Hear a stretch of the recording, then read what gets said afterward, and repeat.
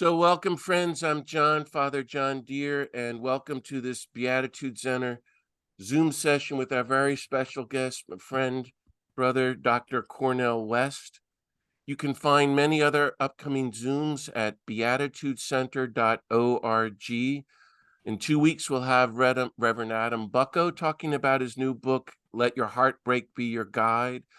Then in October, Dr. Catherine Meeks on the Beatitudes and Racism. Her title is Hungering and Thirsting for Racial Healing. And then in November, Reverend Matthew Fox on Creation, Spirituality, and Peace. As you know, friends, the Beatitude Center for the Nonviolent Jesus is a nonpartisan, nonprofit organization, and our mission is to promote the peace and nonviolence and the Sermon on the Mount of the nonviolent Jesus. And because of the crowd today, I've got everybody on mute. But please write in your questions for Brother Cornel, and Ruth Ann is going to assist in helping me with all of that, and we'll send you the link. So let's begin with a little prayer. I invite everybody just to take a moment of silence, and let's turn to into the presence of the beloved God of peace who loves each one of us infinitely. Let's welcome the nonviolent risen Jesus here into our hearts and our circle, and take a moment in silence to ask God for all the graces of peace and love that we might serve God and humanity and all of creation. And then I'll offer a prayer.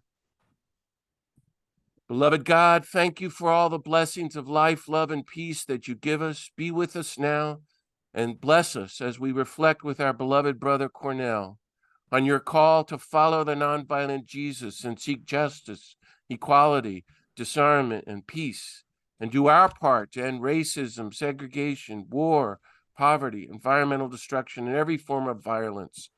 Inspire us today, energize us, and send us forth that we might do your will and live out your beatitudes and gospel, and speak out and take action that we might welcome your reign of universal love and peace and nonviolence. In Jesus' name, amen. It is a blessing and a joy to welcome Dr. Cornel West to be with us today. Thank you so much, brother, for being here. To everybody who's here and everybody's listening on YouTube, as you know, Dr. West is one of our leading voices for justice and peace, and dare I just say sanity, in the United States. He's a philosopher, activist, author, social critic. He's taught at Harvard, Yale, Dartmouth, and Princeton, and is currently the Dietrich Bonhoeffer Chair at Union Theological Seminary in New York, the author of 20 bestsellers, including Race Matters and Democracy Matters, and his memoir, Brother West, Living and Loving Out Loud, editor of many books, widely featured on TV, and next year is giving the prestigious Gifford Lectures at the University of Edinburgh. Congratulations, Cornel. That it's about time, but putting you in the history books. Everybody who's listening, please join me in giving a very warm welcome, a sign of applause to our brother Cornel. You are very welcome, and you are among friends here, Cornel. So as I said, what I want to do is something completely different, which probably no one's ever done with you, which is I want to open up the Bible. And I want to, I'm all about the Sermon on the Mount. Gandhi said that the Sermon on the Mount, Matthew 5, 6, and 7, were the greatest teachings on nonviolence in history. And Cornel, he read them. He read chapter 5 of Matthew every morning and every evening for the last 40 years of his life. Gandhi did. He said, it's my textbook. Begins with the Beatitudes, and I call this project the Beatitude Center. And so I thought it'd be fun as we start our conversation if I read them to you, and then you just teach them to me and all of us, however you want to take them. So does that sound good? That sounds good to me, my dear brother. Okay, here goes then. Matthew chapter 5, the Beatitudes, verse 2. He began to speak to them, saying, Blessed are the poor in spirit, for theirs is the kingdom of heaven. Blessed are those who mourn, for they will be comforted. Blessed are the meek, the gentle, the nonviolent, they will inherit the earth. Blessed are those who hunger and thirst for righteousness, for justice, they will be satisfied.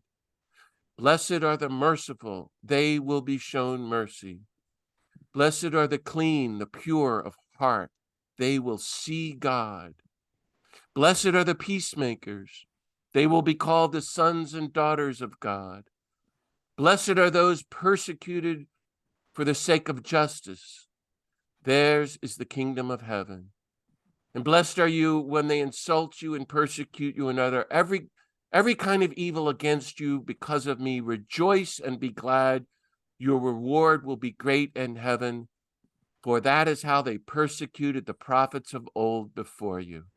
Welcome, Cornel. The floor is yours.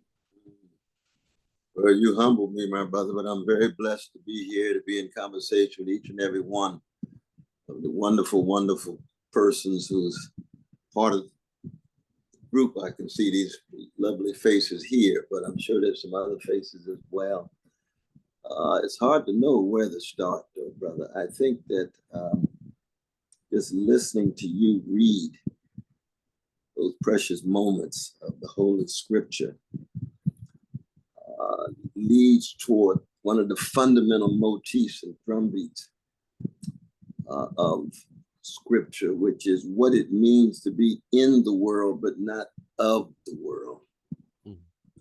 What it means to actually attempt to muster the courage to bear witness to a love and a justice that one may not fully understand and may not have fully experienced, but you have enough foretaste of it to know that it's worth pursuing and it's worth persisting. And I was growing up on the chocolate side of Sacramento, California. My great pastor, Willie P. Cook, out of Brookhaven, Mississippi, never went to college, but at least one, maybe two colleges went through him. He used to tell us all the time in junior church, if the kingdom of God is within you, then everywhere you go, you ought to leave a little heaven behind. Oh, gosh. So it's really the proof of the pudding is in the deeds enacted. And this is not the kind of pragmatism we associate with a John Dewey or William James, even given their genius, because they're still concerned with consequences. But the biblical text is about the quality of character, what we could call soul craft, the quality of integrity, honesty, decency, generosity. You know, the great Kierkegaard wrote at the end of his life a wonderful essay, why he was so disappointed that honesty was not a Christian virtue. He thought there was a need for more than just three. And the great Rabbi Heschel makes much of this in his great classic, A Passion for Truth, that he finished 3 days before he died. He resonates with Kierkegaard, this sense of honesty. We can't just leave that to our beloved, blessed pagans, that we who come out of the legacy of Jerusalem need not just faith and hope and love, but something that cuts deeper, integrity, honesty. And integrity and honesty are what? Promiscuous. It cuts across religious traditions, cuts across races, cuts across genders, cuts across sexual orientations, cuts across national identity.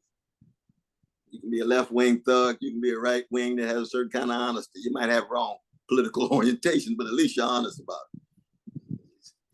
And the same would be true in terms of integrity. And so in that sense, I think what Jesus was gesturing toward, and I, cracked vessel that I am, finite, fallen human being that I am, I don't have any kind of definitive reading of the rich wisdom words, let alone the parabolic formulations of Jesus. But I think he's trying to get us to say, if you're serious about following me, you're not just denying yourself and picking up your cross, but you're really going to be in a world of wolves, and I send you forth as lambs. You're going to be in a world whose dominant ways are those of hatred and greed and avarice and envy and resentment and domination and subjugation. But I send you as love warriors and freedom fighters. I send you as wounded healers, not wounded herders. I send you as joy spreaders, joy sharers. Great Gilbert Keith Chesterton used to always say, joy is the most discernible feature of the Christian because it's the fruit of love, qualitatively different than pleasure, qualitatively different register than pleasure. So those are some of the just kind of brainstorming that I would have in response to those words of Jesus of Nazareth. Oh, that's great, man. Thank you, brother. Let me ask you specifically about the one about the peacemakers and any thoughts you have. So Jesus says, blessed are the peacemakers, but in my lifetime, it seems in our sick culture, it's blessed are the war makers, as if God blesses war, as if God is a God of war. God blesses the troops. And I think we have a false spirituality and theology of war. It's been a lot of my life's work to teach peace and nonviolence instead and help people not to worship the false gods of war. So what does it, I mean, in today, we're supporting the war in Ukraine, and every war, as you know so well, is 750 military bases around the planet, the arms trade, thousands of nuclear weapons. We have a permanent war economy.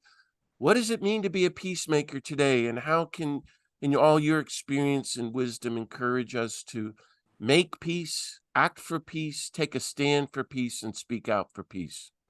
You see, I believe that anyone who has the audacity to be a fallen and finite follower of Jesus of Nazareth is choosing a life that is Christocentric in content and cruciform in character.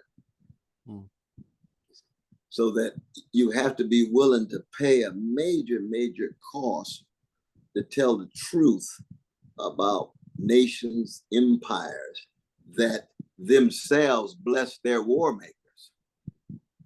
And the witness that we bear is to be peacemakers.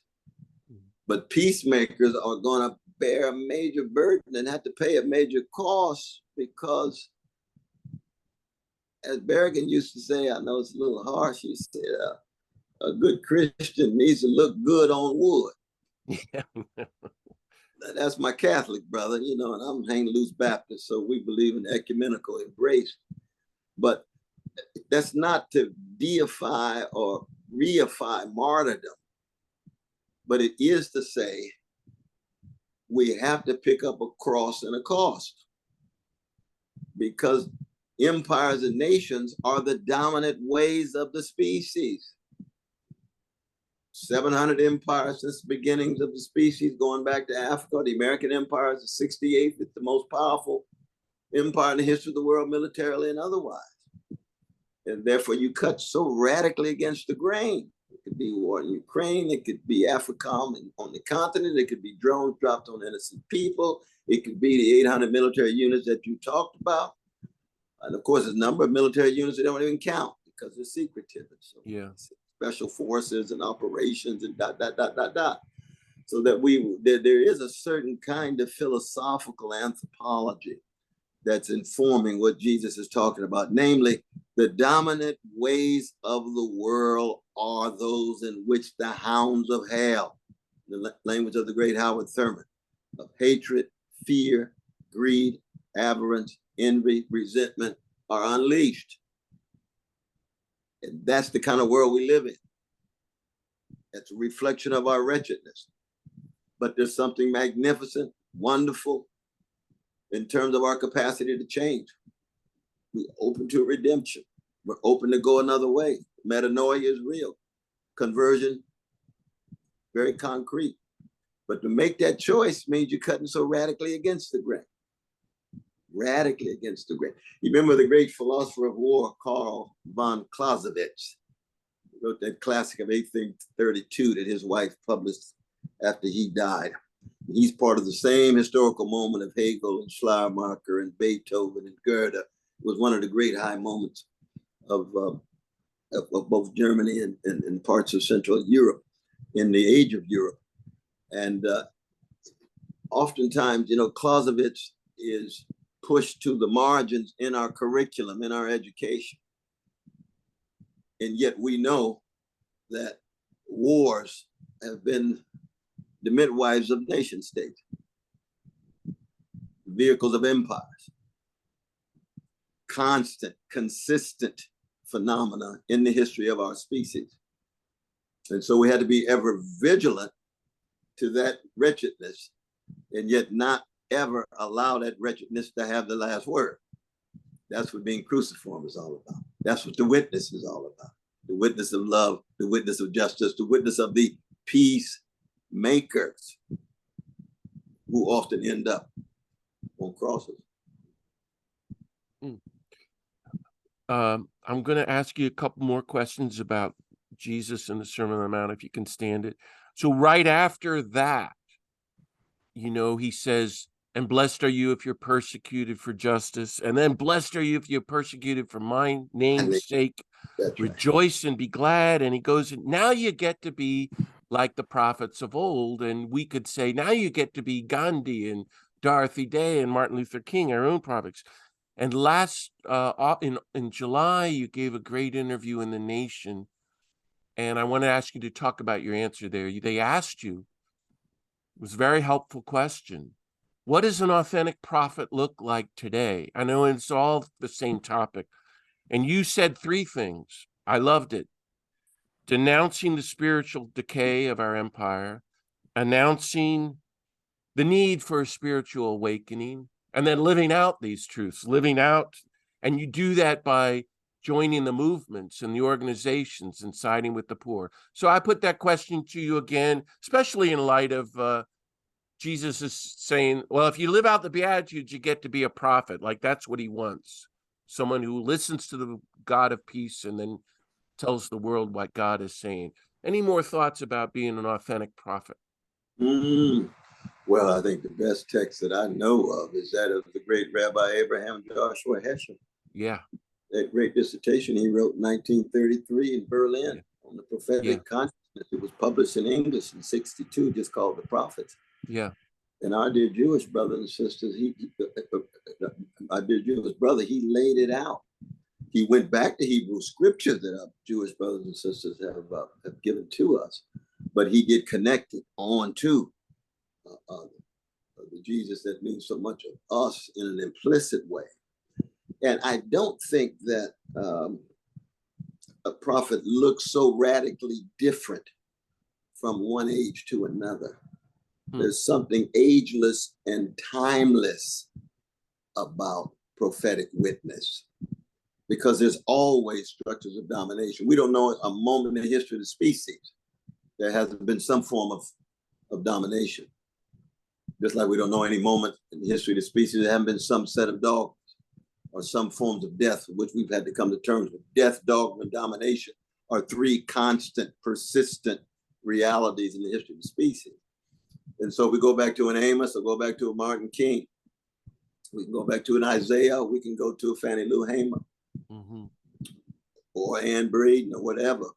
I think that those three characteristics that you talked about, this sense of spiritual discernment, this sense of acknowledging that you are connected to something bigger than you, and therefore both humility and tenacity, not self-righteousness, but the humility and tenacity. Humility is the benchmark of spiritual maturity. Tenacity is the benchmark of the courage required for any prophetic witness. And courage is, in fact, the enabling virtue of all the other virtues. Virtues are empty if there's no courage. God has very little use for cowards. And that's one of the fundamental motifs of Hebrew scripture, as well as what Jesus says. Do not be afraid. Martin Luther King said, I'd rather be dead than afraid. Mary Ellen Pleasant says, I'd rather be a corpse than a coward. Well, what happens in a culture, especially a culture of professionalism, where conformity, complacency are built-in protocols of upward mobility, but courage is pushed to the margin. And there is a massive paucity of courage in the culture. Yeah. But courage without generosity is still inadequate. They say courage hugs its knees in hell. That's the wonderful language of John Cooper Powers, an overlooked, towering literary novelist and critic of the 20th century, English speaking. So the courage and the generosity have to go hand to hand with Christians. That faith, hope, and love, we've already got that covered. If we took it seriously, faith is a species of courage. And hope is not talking about hope, it's being a hope. It's a verb as well as a virtue. You got to be a hope. They should see the hope in you, the light shining in you that Fannie Lou Hamer sang about with such power, right? Right. And then, of course, the benchmark of all the Christians, the way of love. Even loving your enemies makes absolutely no sense whatsoever in the eyes of the world. Benchmark of these strange, eccentric, idiosyncratic, iconoclastic folk who have the audacity to call themselves Christians and followers of Jesus of Nazareth. Yes. He is, these are they. These are they. They're the holy fools.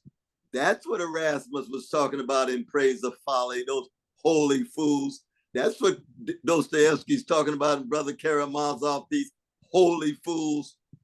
That's the holy fools on the ship of fools of Sebastian Brandt, the 1494. All the different forms of folly that human beings are connected with. And then there's these holy fools who make no sense at all, but they full of all of this love and joy, this brimming over, flowing over, loving everybody because they are human beings made in the image and likeness of God and therefore have a certain sanctity and dignity that warrants our sensitivity to their humanity, no matter how gangster or thuggish they are.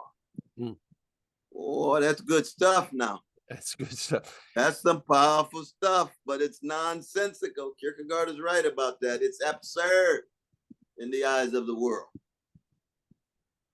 It was going to be my next question. I want you to invite you to say more about loving your enemies. So you could argue that in the way the Sermon on the Mount is written, the centerpiece is the climax.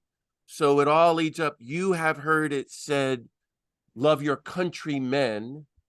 Right. And hate and kill your enemies, but I say to you, love your enemies. That's so right. I think that means you can never be part of war. There is no just war, but it's more than that. As you said, it's the end of nationalism. It's universal, nonviolent love. And so few people are talking about it. And yet we have Gandhi, Dr. King, Dorothy Day, so these great prophets and saints. How can we help one another become people of, well, Jesus goes on to call it unusual love. You know, what's so unusual about if you just love the people around you? Unusual, universal love. I have a friend on here today, and we talk about this. So how do we love our enemies today? For me, Cornel, that's meant getting arrested and going to jail to stop our country from killing people they name as enemies. What do you think? Yes. To ensure that the rich humanity and the sense of sanctity is acknowledged in each and every human being. And when you kill people and kill innocent people and act as if they are not beings with sanctity and dignity, it's a form of violation of their humanity. I think that's the beginnings of the argument in that regard. And I think it's a very, very, very powerful one. And it's never a matter of primarily utilitarian calculus. Integrity is not reducible to utilitarian calculation. So, did you want to say more? I want to go. I'm going to ask you more. No, absolutely. No, I'll let you. So when I, entered the seminary, when I was 21, and my friends and I were talking about this text of Jesus. As you said, it's the benchmark. This is it. Mm-hmm. One pope called it the Magna Carta of Christianity. And I used to say, okay, I'll love my enemies, but just give me a reason why. And I couldn't get anyone to tell me until I studied Martin Luther King. And Martin Luther King is the only one who said it's right there in the next verse. And I want to tell you what Dr. King said, and then it gets to the ultimate question I want to hear you talk about, which is the image of God. So Martin, you can imagine in his famous sermon, he goes, "We don't love our enemies because it's the right thing to do, even though it is. We don't love our enemies because it's the philosophic good to be done, even though it is. We don't love our enemies."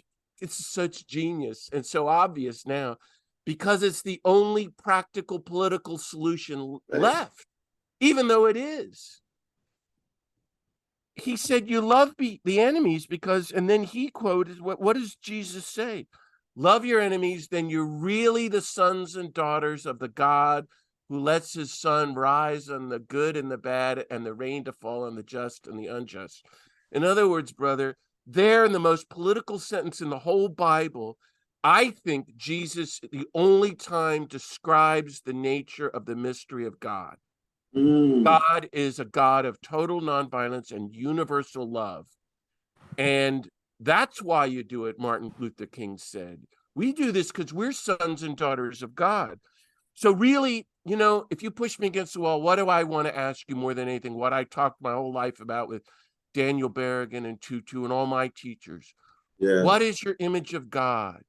How do we help people reclaim an image of God of universal love, total nonviolence? It's this sick culture. It's just me and God instead of the whole human race. So what are your thoughts on all of that? Yeah. Well, this is very rich. You know, the great Dietrich Bonhoeffer spent a few months in Spain prior to his other travels. He spent time in Harlem and New York and England. He spent a couple of months in Spain, and he gave a powerful sermon on love your enemies. It overlapped with Martin's. He was still a very young man, just got his PhD from Berlin. But I think it's a little different than Martin, and I tend to agree with both. And I'll talk about this very, very briefly in terms of a very concrete example. When I was in Charlottesville, right, and I was confronted with some very, very spiritually sick white brothers in the Klan and the neo-Nazis. You all remember Charlottesville 2017. They had 18 of us who finally got there. I spoke that sunrise service. We started with about 500 and then went down to 250. When we finally got to the statue, with about 18 of us left singing "This Little Light of Mine, I'm Gonna Let It Shine," with Brother Sekou and a few others. And I remember I was confronted with one of the neo-Nazis with a big old mask on and gun with ammunition and so forth. And he says, I know you, N-I-G-G-E-R. You one of those folk who call everybody brother on television. I can't stand that stuff. I said, really, brother? And he jumped. And he said, why you call everybody brother? I said, because Jesus loves you just like Jesus loves me. And I'm a follower of Jesus. I say, at the moment, you choose to be a gangster. I was a gangster before I met Jesus, and now I'm a redeemed sinner with gangster proclivities. But we're on a human spectrum. You can change. You can be different. So a love of enemies, in part, has to do with Jesus loving everyone. And to be a follower of Jesus is to love who Jesus loves, and Jesus loves everyone. And that is the historical and public image of the God we serve. That's called Bart right there. not alone, but I mean, he's one of the major figures to lay out this particular understanding. And the brother looked at me like I had lost my mind. You can imagine it. And the other guy next to him just grabbed him and pushed him away because we really were having a dialogue. And I tell you, to complicate the story even more, when we were walking in, the same neo-Nazi group was listening to Motown music, Stevie Wonder. I said to myself, isn't this something? You got these sick white brothers who can't stand black people and Jews and gays and so forth and so on, listening to black music. So they would want to go at Stevie, but take Stevie's music. Ah, how human, all too human we all really are.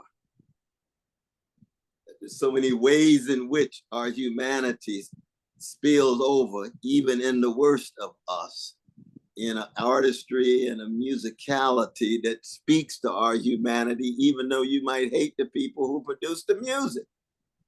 Yeah. You know what I mean? Now that's the material for Shakespeare and Rabelais and Chekhov and Yeah.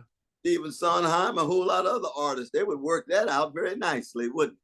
How do you come to terms with human contradictions and human incongruities in light of a situation in which we find ourselves? Absolutely. But you see the Bonhoeffer twist is a little different. Jesus loves them. I follow Jesus. I love them too because they are worthy in the sense of being made in the image and likeness of God and therefore have a certain dignity and sanctity.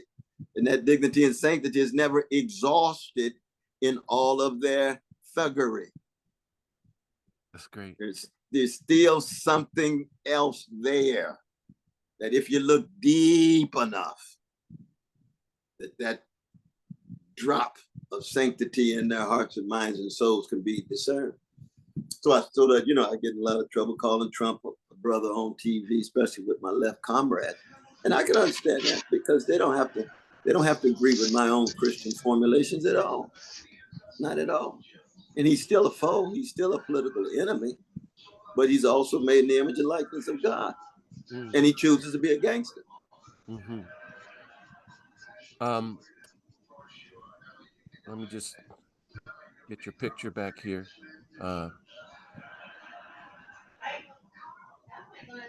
I don't know, Ruth Ann, if you can help me get Cornel's picture up there.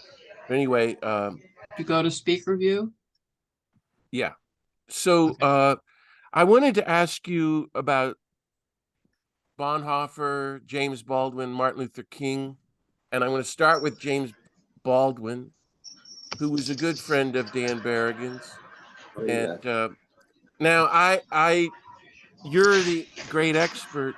This is, I think, one of the brilliant things he taught, and I may be completely wrong about this, was he was trying to get at what you've been talking about here, the question of identity.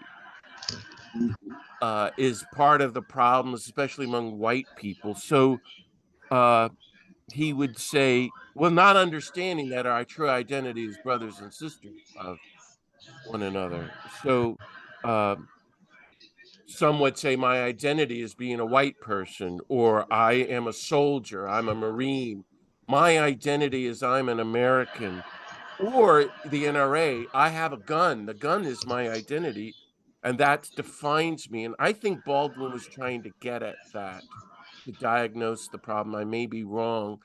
And that's why I sort of define violence as forgetting who we are, and Gandhian Kingian nonviolence as remembering who we are, all the beloved sons and daughters of God. So I wondered if you could share a little bit about your thoughts on the insights and teachings of James Baldwin, or this question of identity.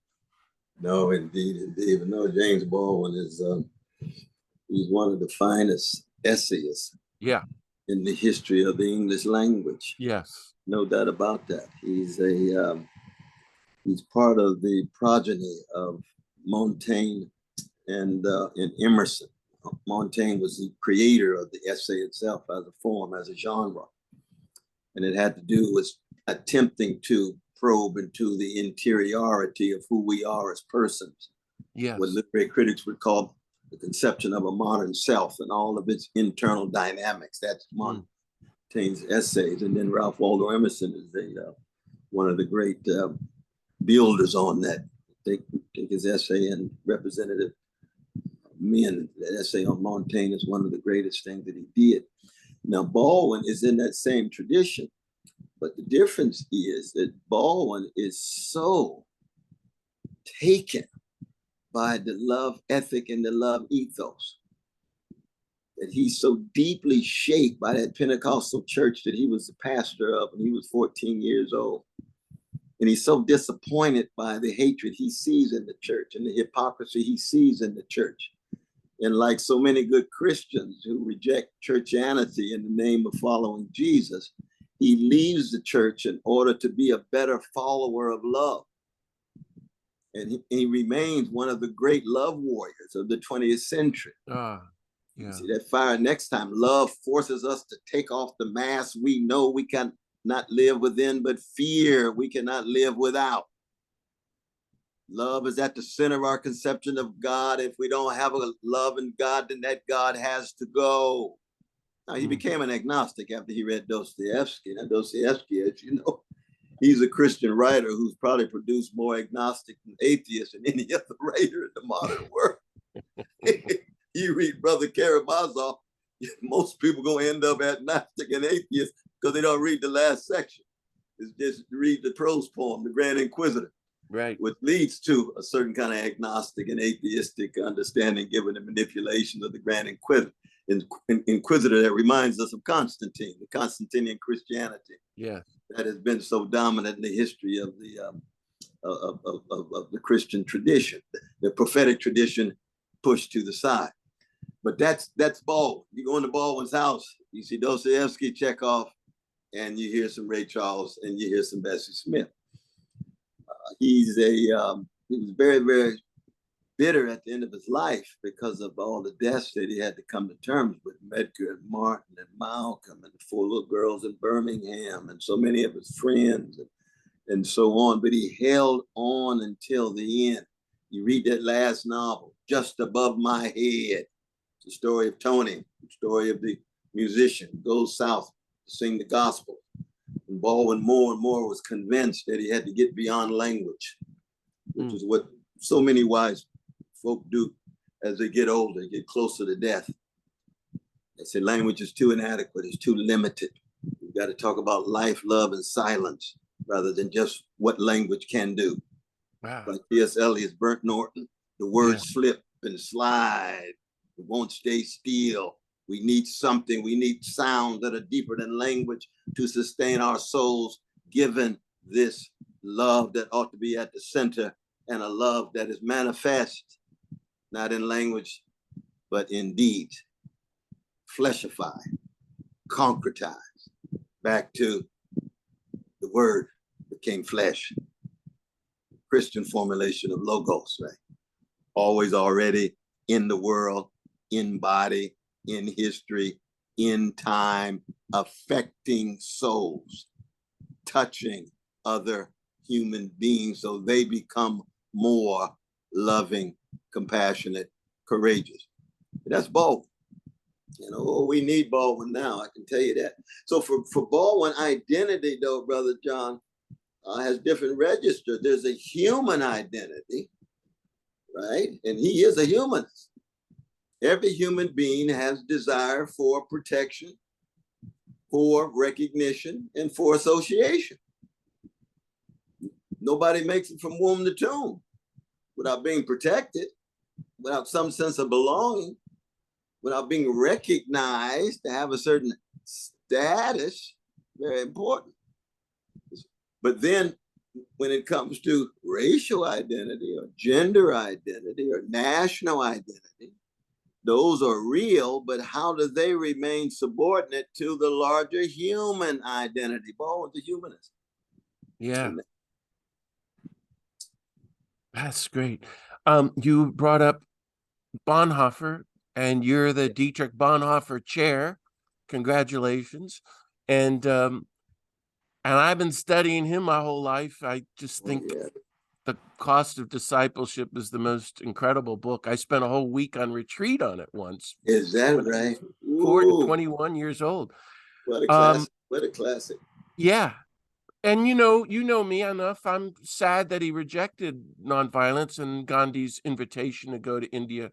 And yet his greatness is you study his life, it's just incredible what he was up against. And then he was writing about stupidity, organized, structured stupidity, which is what we're dealing with. So I wanted to ask you just to talk to us about Bonhoeffer's legacy and teachings. And as I thought of that, to ask you that, I think it's just the urgent need for Christians to live in steadfast resistance to fascism, systemic injustice, and tyranny and lying. Just that we have to resist this. Whatever we want to do is fine, but that's not following Jesus. So your thoughts on Bonhoeffer for today, lessons for living him today. I see Bonhoeffer is one of those towering figures. He's dead at 39 years old. Same age as Martin King, same age as Malcolm X. An important thing that's overlooked Bonhoeffer is that he was a musician. His calling was fundamentally to be a classical pianist. Yeah. That's one of the things he requested when he was in prison, and they gave him a piano. He would play. He played Brahms' Requiem, he played Beethoven's Sonata, Opus 131, probably the greatest string quartet. He tried to transpose it on the piano. His sister and his Maria, his fiancée, would visit him. He reached the point where he couldn't read certain parts of the Bible. It's very interesting. It was Psalms. It was Ecclesiastes. It was certain moments in the New Testament, and you know his famous sermons on the Sermon on the Mount. Mm-hmm. Oh, yes. And then the novels of Stifter, Indian Country, one of the favorite novels of Nietzsche. Stifter was an overlooked German novelist, but he was a great novelist. He couldn't read Rilke. He thought Rilke just didn't deliver. A number of poems and poets that he tried to wrestle with, because he was at the end making that world-changing decision that you're talking about. Could he opt for violence and become a part? Yes, I did opt for it, and I'm now in prison, and I know I'm on the way to execution. There's no way out. No way out. It's fascinating. You might know, many may know as well. I just say this very quickly, that when he went to Union, he became a member of Abyssinian Baptist Church, Adam Clayton Powell Sr. Yeah. Tubb Jr.'s father. He was the only vanilla brother in the church. Yeah. Taught Sunday school. Went there every Sunday. And so when he founded that underground seminary, and the Cost of Discipleship, as you know, is part of the curriculum. Christ says, come and die. Yeah. Remember that line? Come and die. Martyrdom is normative for Christians. That's a little bit too much for me. Yeah. Well, Bonhoeffer's laying that out. But it's very interesting because he, as a musician, he brought over a number of the pages of the Negro spirituals, and he would play that at the seminary as he was also lecturing. So he carried that tradition that he learned in the Black section of New York in Harlem. Because when he got to Union, he said, there's no gospel here. There's a lot of politics. And when he went to Abyssinia, he said, oh, they got gospel and politics. What do you mean there's no gospel? Well, at that time, you had a lot of liberal theology that was concerned about justice and concerned about political engagement, but there was not a lot of talk about revelation, not a lot of talk about resurrection and so on. And he was hungry for both. He found that in the Black church, but he also knew that the music that he was playing was a music that was deeply rooted in wrestling with what he was wrestling with, which was forms of death and forms of domination. And Yeah. how do you ensure that they don't have the last word? In the face of that death, life, love, beyond language, in the face of domination, not just resilience, my brother, but not just resistance, but resilience. Because Resilience. resilience and resistance overlap, they're not the same thing. No. Resistance has to do with usually bringing certain power and pressure to bear against an overwhelming catastrophic system. But resilience is the steady ache of misery in one's everyday that allows one to hold one's head up with a joy and a love anyway. So they overlap, but they're not the same thing. You see, it's like Chekhov. Chekhov is the great poet of catastrophe, compassion, but also resilience. It's not a lot of resistance in Chekhov in terms of political resistance, but it's Ephesians 6. Fortify yourself, putting on your armor, making sure your breastplate is working, your shield is working, your sword of love is working.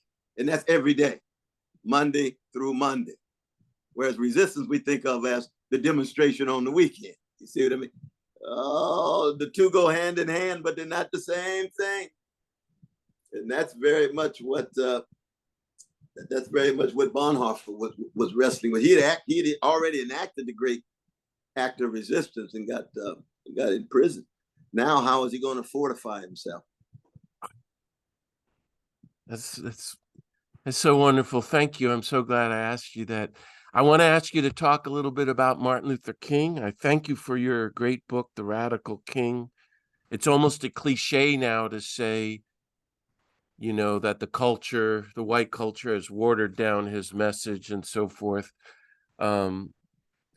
His call to resist the triple evils of racism, poverty, and war. And I see that the culture has wiped out his nonviolence, which he talked about morning, noon, and night.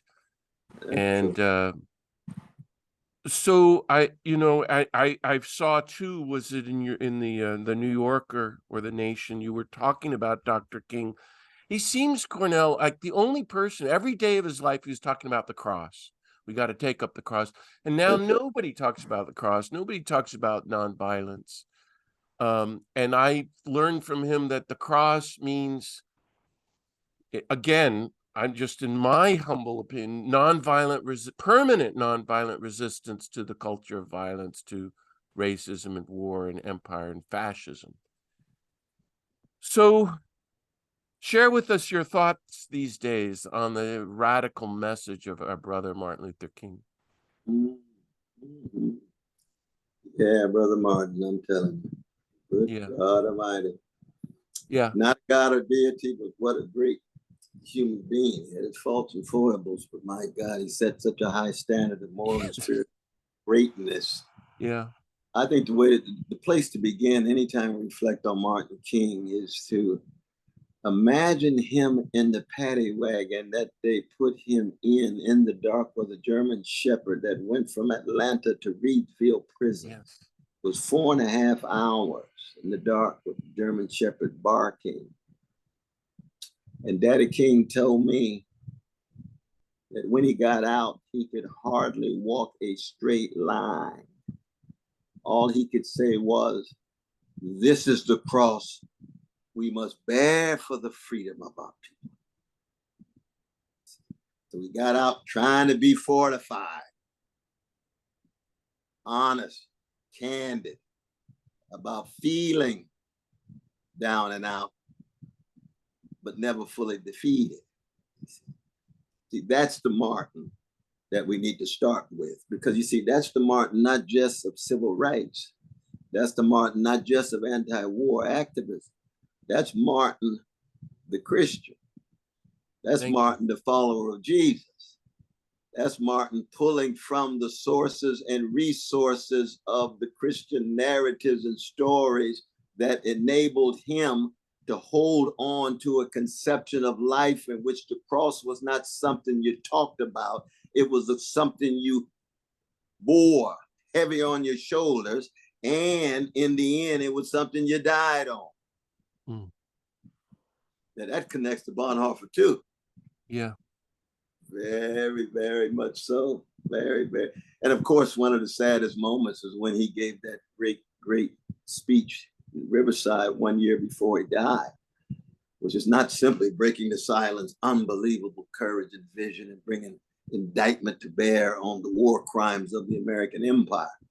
But you remember that little section where he says, I feel so sad that very, very few people understand who I am, what my calling is. Right. All these years, all this effort, all been to jail. He didn't say this, but he's been jailed 31 times minimum. He says, very few people really understand what my calling, my vocation, what Martin Luther called Beruf. They still don't understand what it is. They see me as this. They see me as that. They see me as this. No, at the center of who I am is, like Bonhoeffer, I am a follower of a Palestinian Jew named Jesus of Nazareth that leads me to ensure that I'm going to fight for the wretched of the earth. I'm going to fight for oppressed people no matter where they are. I'm going to fight for people who are hated, terrorized, traumatized, no matter what color, no matter what nation, no matter what corner of the globe. And I'm going to find joy in that struggle, and I'm going to die on that cross, and I'm going to be open to the Christian promise. That's radical, not just in a political and economic sense, but in a certain spiritual sense that embraces a political radicalism, that embraces an economic radicalism. He was a democratic socialist, we know, not just at the end of his life. Coretta Scott King told me, she said, when I first went out with Martin for dinner, one of the first things Martin said was, I bet you never met a Black socialist before. And as you know, in the book that I put together, that essay, The Bravest Man I Ever Met. What man, who was Martin talking about? The bravest man I ever met, Norman Thomas. He was part of the Socialist Collegiate Group at BU. And Norman Thomas was a towering figure.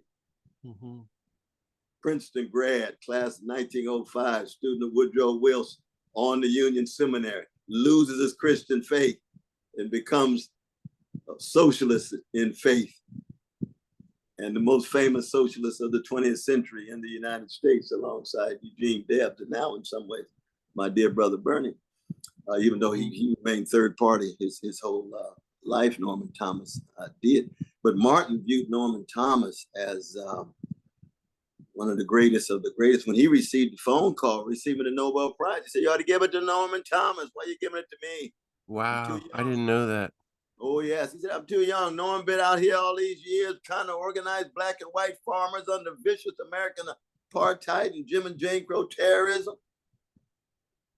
And that's just one slice of Norman's witness. Give it to Norman. He's been out there all these years. It was like you would think a decent novelist, for example, in 1907 to win a Nobel Prize. You say, hey, give it to Tolstoy. I'm still working on my project. Give it to Leo. He wrote Anna Karenina. He wrote War and Peace. I don't need to have it. Give it to him. That's the kind of intellectual honesty you would hope people have. Give it to Virginia Woolf. She never got it. Conrad never got it. Proust never got it. Joyce never got it. Please. Just keep the standards up.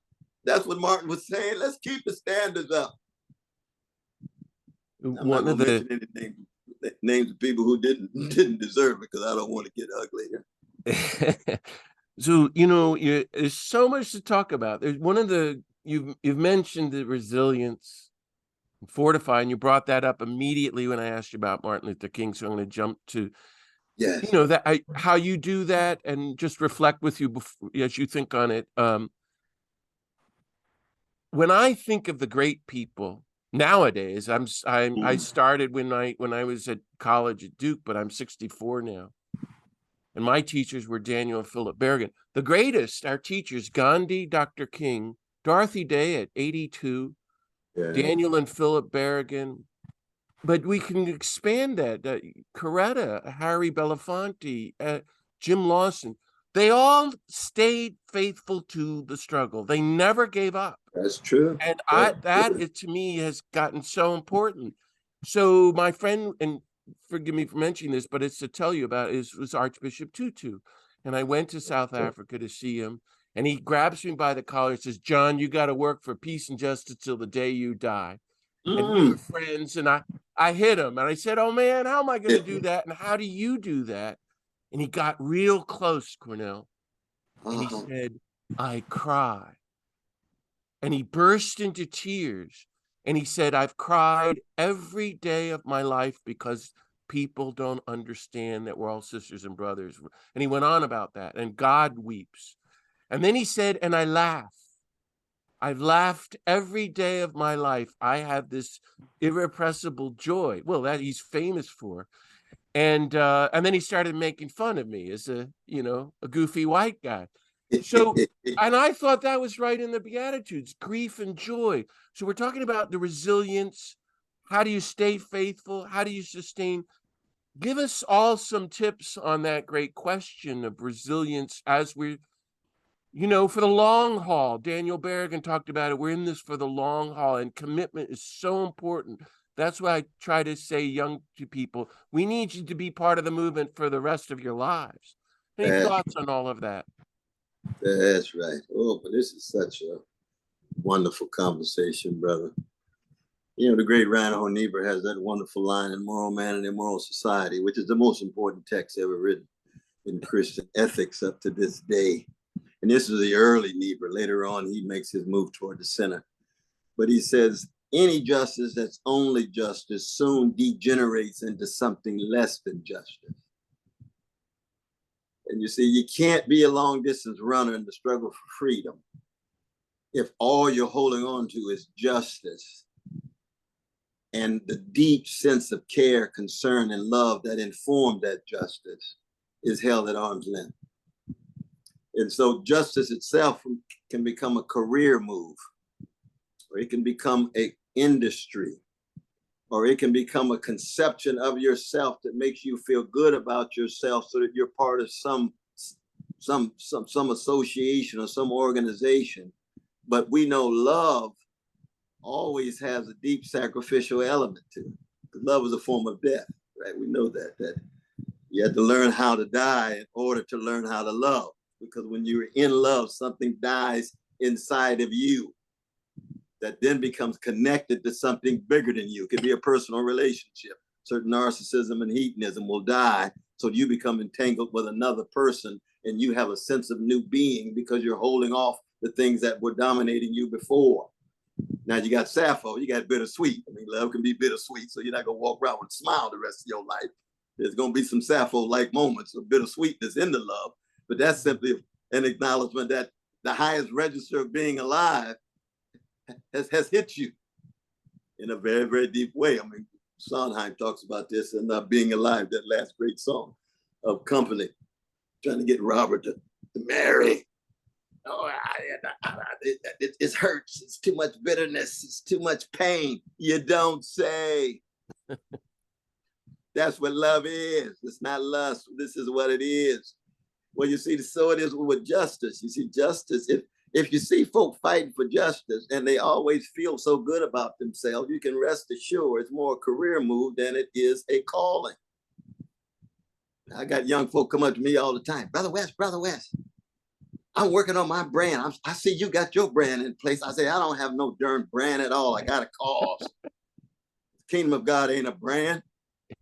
Fighting for freedom for oppressed people is not a brand, it's a cause. A brand is a market strategy. A cause is something you live and die for. That's what being a long distance runner is about. And I think that's precisely what Brother Tutu is talking about. And it raises deep questions, because as much as we love Socrates, Socrates never cries, he never sheds a tear. No. And anybody who never cried has never loved anybody. So you might love wisdom in the abstract, but at your mother's funeral and at your daughter's funeral, some tears might flow and you ought not be ashamed of it. So self-mastery, which is Socrates' ideal, is not always the dominant way of being in the world. You remember Xanthippe when he's in prison, his wife shows up with the boys and She starts crying. He can't stand it. Get her out of, get her. I can't stand tears. Hey, Socrates, what's the problem, man? She loves you. No, no. So when Jesus weeps versus Socrates argues, ooh, you got a fascinating Athens versus Jerusalem situation, don't you? Jesus weeps for Lazarus. He weeps for Jerusalem. Yeah. He loves deeply from the heart and mind and soul. Now, of course, Jesus doesn't laugh, and many have made much of that. Again, Chesterton talks about the mirth of Christ is always there. It was just hidden and concealed. Yeah, yeah. You don't have a laughing Jesus, the kind of thing that Nietzsche wanted among Christians, a laughing Socrates, a gay Socrates, and a Jesus who laughs. It's a fascinating challenge in that regard. Remember Thomas More in the Tower of London? He's the one who raises this question. I want a Jesus who laughs and cries and argues like Socrates. Thomas More, you can't have everything, brother. Though he must have been, Jesus must have laughed because he drew so many people to him. They must have loved him, like Gandhi, and Dr. King was a very funny guy, everybody said. You'll forgive me. But one last point on this, because my favorite literary artist of all time is Anton Chekhov. And Chekhov had more love in him than most Christians I know, but he was not Christian. He would go to church regularly and always say, the passion is too beautiful to be true. So I want to internalize it. I want to inculcate it, but I can't accept the Christian conclusions of revelation. I accept Christian love as a way of being in the world. Now, Chekhov is known never to shed a tear either. But you notice in all of his plays, Cherry Arch, Vanya, and the greatest of them, Three Sisters, and Seagull, the tears are always there. The 8,000 characters in his work, in The Ravine, the Betrothed, his last one, The Bishop, one of the greatest ones, his favorite, The Student. Tears are shot through. So Chekhov never, ever sheds a tear, but there's tears shot through all of his work. See, so you can't judge a book by its cover. Okay. Just because somebody doesn't cry don't mean they don't have tears on the inside all the time. And just because somebody's crying all the time, don't think that sometimes they're not crocodile tears. Things are complicated. You sound like my friend Daniel Berrigan, and I want to ask you about him. But later it occurred to me, of course, that Brother Tutu is a gospel person. Yes. Because the Beatitudes recommend grief and mourning and rejoice because you're in trouble. There's grief and joy. And I think, oh, he's a follower of Jesus. So I was hearing, I want to, the question's going to be about your comment in the New Yorker that you're a bluesman and about the blues, because you sounded like Dan.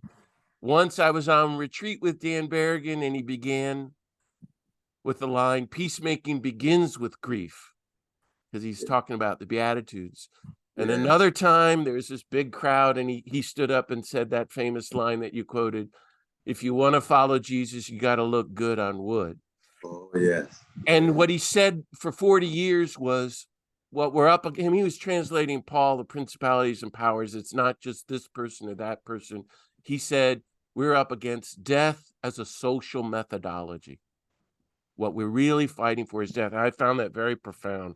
And he told me as a kid, this getting at what you're talking about, if you're going to have to spend your life, John, resisting death. But to do that, you got to learn to live life to the full, really live. And that's where I'm reading you in the New Yorker and you go, we don't stand a chance in the struggle for freedom and justice, but we do it anyway, because it's the right thing to do, the just thing to do. And we go down with a smile. I heard Dan Berrigan say 100 times, we do the good because it's good. We do what's right because it's right. And we live and we're following Jesus, and the outcome is in better hands than ours. So, reflect with us on those great teachings. On, we don't stand a chance, but we do it anyway. And I think that's how you define nonviolence. It becomes contagious. That's the way God works, through bottom-up people power movements.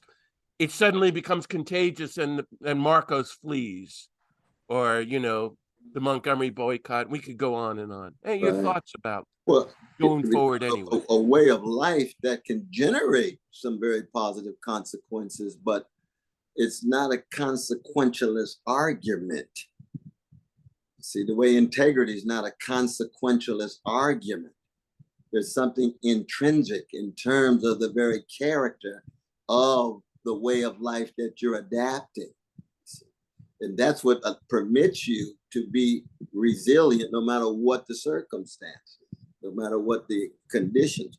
Now, what I mean when I was saying the blues, man, you see this brother right here. Yeah. That's John Coltrane, right? I mean, every great jazz woman or man's a blues man. It just jazz takes it in a variety of different directions. And the blues is about catastrophe. Catastrophe. Yeah. It's not just about problems. Right. We leave problems for the managers. Catastrophes are existential: death, dread, despair, disappointment, disillusionment, betrayal. And B.B. King says, nobody loves me but my mama, and she might be jiving too. Wow. See, that's catastrophe. That's Antigone and Sophocles' classic. Every force of the world is against you, and the one you thought you could rely on, your precious mama, she might be jiving too. Oh, you in a world of trouble. Yeah. Ooh, you know you gonna sing a serious song, and that's it. Good God, my Strange Fruit that the Jewish brother Maripol wrote with Billie Holiday, the genius from Baltimore City, singing. What is Strange Fruit about? It ain't about a problem. It's about black bodies swaying in the southern breeze. That's catastrophe. And what does the blues do? You acknowledge catastrophe, and then you artistically transfigure it into a form of sound that allows you to be resilient. So after Billy sings a song, we feel fortified, even though you're dealing with barbarity, even though you're dealing with levels of atrocity we don't even have a language for, you see. So that when I say I'm a blues man, I'm saying I begin with catastrophe. And of course, you know, for Christians, the cross itself is catastrophe, capital C. That is the great interruption of the dominant ways of the world of hatred and greed and fear and avarice and envy and resentment and domination and subjugation. And that catastrophe is transfigured bodily with blood shed at the bottom of that cross. Those who are open to that blood. And these days, you know, most of that blood is Kool-Aid in most of these churches these days. Commodified Christianity is hegemonic in the culture. We know that.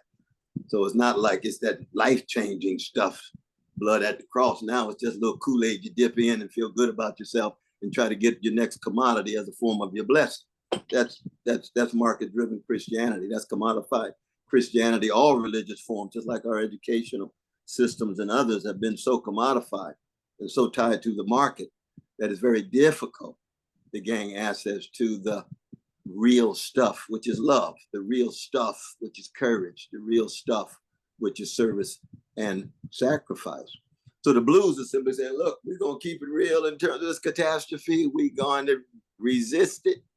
And then here comes jazz with swing. We're going to have a different conception of time, so we don't have to deal with being foreclosed. We're going to flatten the notes.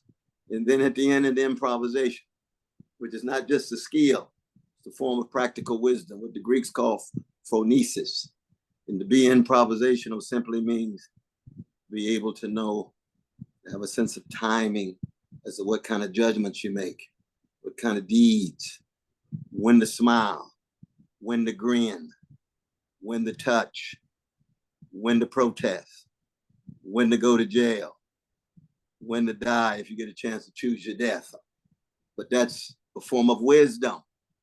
You see, when you get catastrophe and swing conceptions of time that allow you to never find yourself foreclosed like in a Kafka novel, where you're always locked in the labyrinth and in the maze, the entrapment that the great Franz was wrestling with in Prague. No, the blues come along and say, Franz, it looks like you're entrapped, but there's a way out you just don't know about. Check this out. Listen to this, Franz. Spend a little more time with Felice. Spend a little bit more time with Chopin. We know Kafka didn't like music, even though Gregor does in the Metamorphosis with Greta, his sister, who's playing the violin. He wants to send her to the conservatory. The transformation of Franz Kafka, who doesn't like music, but when he's transformed into a monster vermin, all of a sudden his bestiality opens him to musicality. Ooh, what genius Franz Kafka has in that Central Europe, which is the twilight of Europe. He says, we Central Europeans are the twilight of Europe. We see it dissolving. We see it headed toward the Dark Ages. We see it headed toward hatred and greed dominating, and the end in World War II, indescribable evil. Yeah. I know I'm going on too long. But no, you're doing great, man. I want to hear you all day, but we're going to wrap it up soon. And I still have 100 questions. And since you're talking about seeing, I'm going to ask you about that vision. So I don't know if you remember the great writer, my friend Arundhati Roy. When she was in the she was in the U.S. 20 years ago, and she's looking around and watching us bomb in Iraq and being crazy. And she had this brilliant insight that one of the, if you could mute Elizabeth Ruth Ann, she said, one of the casualties of the culture of violence and war is the loss of the imagination. And I think that's very profound teaching. And I think that's what Jesus is getting at, in effect, saying that we're all blind. We have no vision. We can't see where we're going. And so we're going off the cliff. We cannot imagine a country or a world without war, without having nuclear weapons. What do you mean we without racism or sexism or starvation and destroying the earth? And so we have no visionary leaders or visionary people because we're all blind. And one of our work, brother, is what you're helping us do is to help people reclaim the imagination for peace, reclaim the imagination to your great question also on the masterclass. What does it mean to be a human being? Yeah. Which is the ultimate question. It's what I heard Daniel Berrigan. I never heard anybody in the U.S. but you ask it. And Dan asked it his whole life. What does it mean to be human? And he got that from Thomas Merton. Yeah. And I think Arundhati Roy is getting at that help each other reclaim the imagination of what our culture could look like, what it means to be human, and it's not what the country could look like, what the church could look like, what the world could look like. And didn't Jesus, Dan said, have the greatest imagination of all, saying, the reign of God as universal love is at hand. So thoughts about that vision and imagination. Mm-hmm. No, Sister Roy is one of the towering figures for me. Yeah. In terms of my own sense of calling and so forth. And she has been like yourself. She's been consistent. You know, she hasn't, she's never sold out. She's never caved in. She's never given up. And she's been dealing with some very, very ugly situations. Yes. And especially given the escalating fascism under Modi these days. Yes. Vis-a-vis our precious Dalit brothers and sisters and Muslim brothers and sisters and working class Hindus too.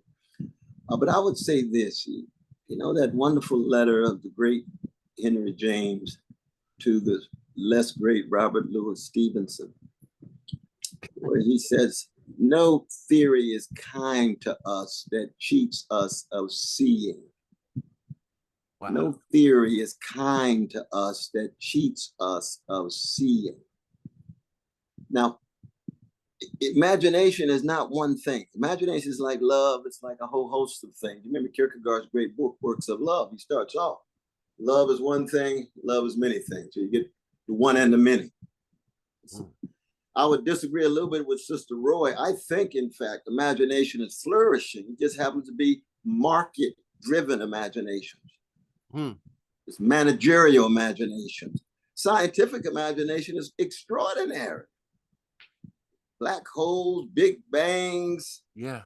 I mean, these are all imaginative constructs that are just quite extraordinary.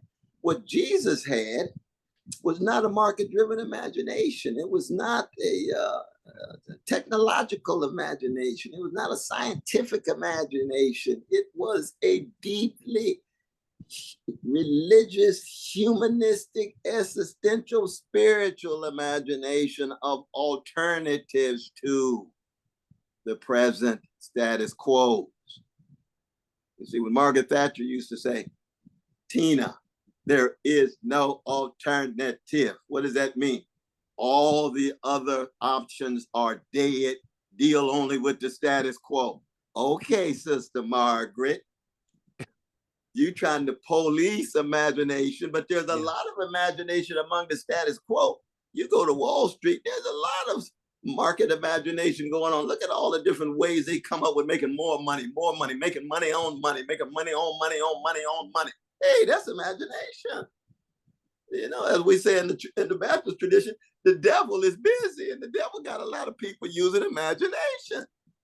Do you know how much imagination it took to enslave Black people for almost 100 years under the Constitution, and imagination it took to subjugate Black people to Jim and Jane Crow with different spaces and education, all of that imagination, that white supremacist, you know how much the male supremacist imagination is taken to try to convince the world about all these lies about women, or gay brothers, or lesbian sisters, or trans. So we don't want to confine imagination simply to imagination of alternatives, of utopian imaginations, or Jesus' conception of kingdom of God, or Martin's beloved community. There's a lot of different contesting imaginations there, my dear brother. Thank you. That's really helpful for me. I'm going to ask you a couple more if you can stand it. Absolutely. You know, it's basically a question about hope. And, you know, I think in terms of Bonhoeffer, to paraphrase him, that he would say, hope has to be costly hope, not cheap hope. That's right. When I was in Latin America visiting a great priest who was under constant death threat in the war in Colombia, and he talked about the hope of Jesus on the cross, the hope where there is no hope. And that's real hope, which is you trust in God anyway, and you keep speaking truth anyway. But then I came across Martin King, and you maybe know this, but a lot of people don't. He never talked about hope. And I think that's because he didn't need to, because everything was working. I'm being silly, of course. Yes. But then the culture really went after him. You know, he stood up about poor people and the war. And so the last week of his life in Memphis, and Jim Lawson told me he heard him say this, Dr. King stood up and announced his definition of hope, which to me was a breakthrough. Hope is the final refusal to give up. And it's much of what we've been talking about. So what do you think of hope? Where do you find hope today? What gives you hope? Things like to end on that note of hope, and our hope in God, our hope in one another, and in the struggle and the goodness itself, and doing what is right because it's good and right. Things like that. Yes. Well, first, I just want to say I appreciate you taking this time, and especially all of these wonderful ones who've been sitting here and so patient and so forth, taking all of this in. I just hope and pray that, I hope and pray that I've been able to say something that can help equip one. But for me, you know, hope swings between piety and eschatology. What I mean by that is this, that in my own life, I am who I am because somebody has loved me and cared for me and sacrificed. And piety is the acknowledgement of those figures and forces of good in one's own life that has allowed me to make my move from my mama's womb to my waiting tomb. So that piety, the piety that Virgil has, where Aeneas is carrying his father, that sense of indebtedness, of gratitude to those who came before, and they constitute wind at one's back. And as they pour into you, and all of people on the screen have loved ones who have poured into you, who have sacrificed for you, they help you be the best that you could be, that they set standards, and that wind at your back helps you keep going. As I said before, hope is movement, it's motion. Wow. It's a verb as well as a virtue. One of the reasons why King didn't talk about hope too much is because he was so busy being a hope. He didn't need to talk about it. Wow. And when you are a hope, then you're wrestling with despair every day. What was Dorothy Day's eulogy for Martin King, April 5th, 1968, on the front page of Catholic Worker? You remember? Martin Luther King Jr. learned how to die daily. That's all she needed to say. Learn how to die daily. Paul says the same thing in the New Testament for Christians. Christians must die daily. What does that mean? Wrestle with despair, but never allow it to have the last word. There is no genuine hope that's not grounded in wrestling with despair. T.S. Eliot says the same thing in his great introduction to Pascal's Pensées. I might reject T.S. Eliot's politics, but that brother's got a wisdom working at a deep level. Ours is in the trying, the rest is not our business. That's in the four quartets, right? Yeah, yeah. That the right. despair and the hope are intertwined. Intertwined. You can't talk about one without the other. It's like the 32nd chapter of Genesis. Jacob wrestling with the angel of death in the midnight hour. He emerges with a new name. That's hope. Israel. What does Israel mean? God wrestler. In so many ways, a profound insight for Christians or any human beings, especially for Christians. How do we wrestle with the despair and the despondency and disappointment and so forth? You can't deny it. If you're denying it, you're not even in the arena of life. You're a spectator. But if you're a participant in life, you're wrestling with despair, and then hope becomes, as Martin says, not giving up, Right. not caving in, not selling your soul for a mess of pottage, for some job, position, status, image, spectacle. No, you got something that the world didn't give you and the world can't take away, which is the love and the joy that will be manifest in your deeds, even though you will fall on your face. But like Beckett says, try again, fail better. Try again, fail better. Samuel Beckett might not have been a Christian, but he was a lapsed one. Oh, yes, that Christian backdrop was in that Irish blues, man. Oh, yes, it is. Waiting for Godot as well as Wordsworth Hope, where that line comes from, his last piece of fiction, prose fiction. Beckett understood, just like Chekhov. Both of them lapsed Christians, but wrestling with hope, despair, intermingling, interacting, but dynamic. That's the important thing to keep in mind. Changing the forms of despair, the forms of hope, and so forth and so on. That's and you can great. imagine when you're 17 years old, you're different with different kind of despairs than you are at 47, than you are at 67, if you make it that long. By the time you get 87, oh, Lord have mercy, you got a whole lot of wisdom and experience, but you still got need for armor because you got new kinds of despair, new kind of challenges, new kind of insecurities, new kind of anxieties, new kind of fears. But oh, if they don't have the last word, oh, we back to John Coltrane, the love supreme, grounded in all of that wrestling with hatred and greed. And so I know it's getting late. I got to let you all go. You've been very, very kind here, though. But Brother Cornel, I just thank you so much. It's been such an honor and a blessing, and an hour and a half is done. And I want to talk with you for about a week more nonstop. So some other day. Thank you for your support. Not the last time. Not the last time. We're going to be in conversation. Can we do this again in a year or so? Lord, you just let me know. Because I got all my other questions for you. I didn't even get to ask them. And it's just so beautiful to be able to talk about these things directly aside from the campaign. You know what I mean? Yeah, yeah. Hey, you're doing great, man. And well, somebody's praying for me, but the Green Party's been kind, and we on the move. I thank you for everything. I'm going to write you. What did I want to thank you for your support for my book, The Gospel of Peace. Just coming out, and when I'm on the road next year and come to New York, I may stop by, and I'm going to send you some things, and I'll be in touch. Can I invite everybody who's been listening and the thousands who are going to be watching this on YouTube to just join in a show of support for Brother Cornel and offer our applause and gratitude, and we're with you and love you. Brother, would you be okay if I transcribe this and publish this somewhere somehow? Going to be rich and famous. Whatever you like with this. You do whatever you like. Absolutely. Yeah. Absolutely. And we're going to sign off, but you and I know you have to go, so you can go. But if some of us will stay and unpack it for a little bit. You're welcome to stay, but you got to go. I know. So, but you're. Indeed. But God bless each and every one of you and your loved ones and your precious family. Indeed, indeed. Okay, Cornel. I'll be in touch. Love you, brother. Love you. Thank you so much, and I'll sign off and see you next time. God bless you. God bless you now.